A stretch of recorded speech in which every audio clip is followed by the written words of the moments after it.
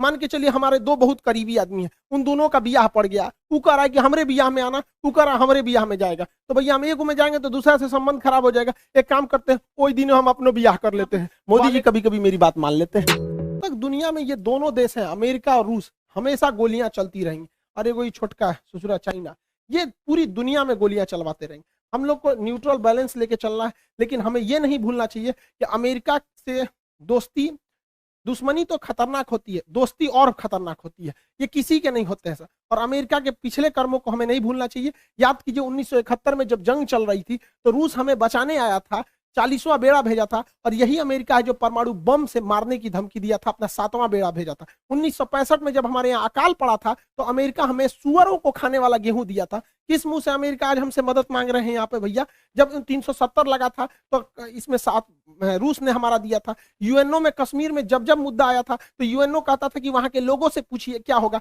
तो रूस वहीं पे रोक लगाता था। हम कैसे भूल सकते हैं रूस को? रूस ही हमें सबसे ज्यादा हथियार दिया। आज भी भारत में 80% हथियार रूस से ही आ जाते हैं, हम इसको नहीं भुला सकते हैं। 1998 में जब भारत ने अपना परमाणु बम परीक्षण किया था, पूरी दुनिया खिलाफ हो गई थी, रूस साथ खड़ा था। आपको याद है कि नहीं? इन दोनों की जोड़ियां, इन लोगों ने परमाणु परीक्षण किया था, उसके बाद कोई हमें आंख उठाकर नहीं देख सकता था। तो उस समय भी रूस की बात हम लोग को याद रहना चाहिए। 1999 में जब कारगिल की लड़ाई हुई थी तो अमेरिका ने अटल बिहारी वाजपेयी से कहा था कि हम परमाणु बम मार देंगे भारत के ऊपर। तो अटल बिहारी वाजपेयी ने कहा था कि हम आधा हिंदुस्तान खोने के लिए तैयार हैं, लेकिन हम वचन देते हैं कि सुबह का सूरज पाकिस्तान नहीं देख पाएगा। तो पाकिस्तान, अमेरिका अपना परमाणु बम लेके भागा था। याद कीजिए अभिनंदन की जी का फाइटर पायलट जो थे, इनके ऊपर जहाज से जो स्ट्राइक किया गया था, वो जहाज भी पाकिस्तान को अमेरिका ने दिया था, F-16 जहाज।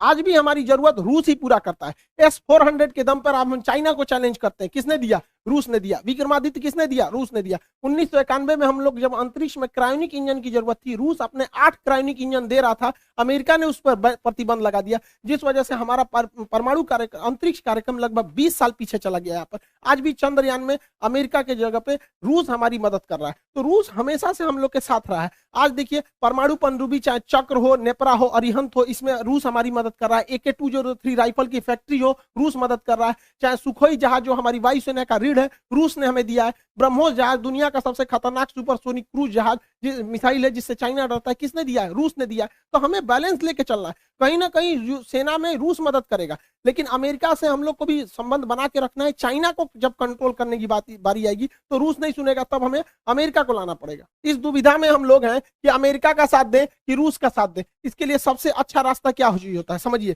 मान के चलिए हमारे दो बहुत करीबी आदमी हैं, उन दोनों का ब्याह पड़ गया, तू कह रहा है कि हमरे ब्याह में आना, तू कह रहा है हमरे ब्याह में जाएगा, तो भैया हम एक में जाएंगे तो दूसरा से संबंध खराब हो जाएगा। एक काम करते हैं, कोई दिन हम अपने ब्याह कर लेते हैं, बातें खत्म हो जाएगा। भैया हम अपने ब्याह में बिजी थे। इसी वजह से सबसे अच्छा तरीका है, ना हम रूस के फेवर में जाएंगे और ना ही हम अमेरिका के फेवर में जाएंगे। सबसे अच्छा तरीका है, मोदी जी को अपनी सेना को बोलिए कि गलवान घाटी में 2 किलोमीटर आगे घुस जाए। गलवान घाटी में जैसे 2 किलोमीटर आगे घुसेगी, लड़ाई तो करना नहीं है, उलझा के रखना है। 2 किलोमीटर जहां आगे घुसेगी उधर से चाइना वाले घुस जाएंगे, फिर वैसे ही स्टैंड ऑफ हो जाएगा। 2-3 महीना चलेगा, अमेरिका कहेगा हे बोलना रे रूस को, हम कुछ जी करें, हम तो खुदे लड़ रहे हैं चाइना से यहाँ पे। तो हमला दोनों शांत के शांत रहेगा। और इससे एक और फायदा होगा, चाइना इधर उलझा रहेगा तो ताइवान पे हमला नहीं करेगा, नहीं तो इससे यही भी बहाने निपटा देगा ताइवान को। आपको क्या लगता है, भारत को इधर उलझा देना चाहिए कि नहीं देना चाहिए? वरना आप मना करेंगे तो कोई ना कोई देश इस तरह से आपको कहेगा कि भैया हमारा साथ दो। उससे अच्छा हम खुद उलझे हुए हैं, बातें खत्म।